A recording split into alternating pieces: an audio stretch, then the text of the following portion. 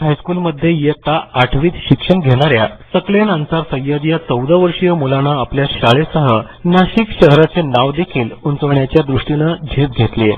ती निश्चितच कौतुकास पात्र आहे। क्रिकेट या खेळात गोलंदाजी करणाऱ्या सकलेनची निवड महाराष्ट्र संघात करण्यात आली आहे। गोल्फ क्लब मैदान येथे नुकत्याच पार पडलेल्या निवड प्रक्रियेत महाराष्ट्रभरातून लहान गटासाठी एकूण 53 खेळाडू आले होते। त्यातून नाशिकच्या सकलेननं प्रथम विश्वास संपादित करून आपले स्थान महाराष्ट्र संघात भूषविले। येत्या मार्चमध्ये होणाऱ्या लहान गटातील राज्यस्तरीय क्रिकेट स्पर्धेत तो महाराष्ट्र संघाकडून प्रथम गोलंदाज म्हणून खेळणार आहे। यामुळे सकलेनचे सर्वत्र स्तरातून कौतुक होत असून दारुल कजाचे संस्थापक मुफक्तीर इस्लाम अलहाज हजरत अली अशरफ जिलानी यांच्या हस्ते त्याचा सत्कार करण्यात आला।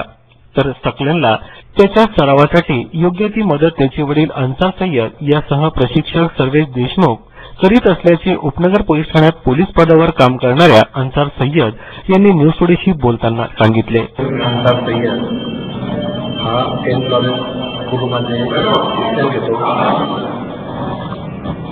सध्या तो 8वीमध्ये गोल्फ क्लब येथे अंडर 14 क्रिकेटसाठी संपूर्ण महाराष्ट्रातून 53 मुलं आलेले होते।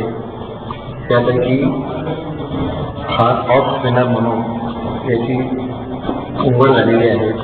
एकूण 16 मुलं घेण्यात आले, त्यापैकी सकलेन माझा मुलगा याची निवड झालेली आहे। याला त्याचे कोच सर्वेश देशमुख हे सेंट लॉरेन्स स्कूलचे स्पोर्ट टीचर आहेत। त्यांचं अतिशय मोलाचं त्याला सहकार्य आहे। तसेच मी स्वतःही क्रिकेट खेळत होतो, माझ्याकडून सुद्धा त्याला भरपूर सहकार्य असतं आणि यापुढे त्याला सहकार्य असेल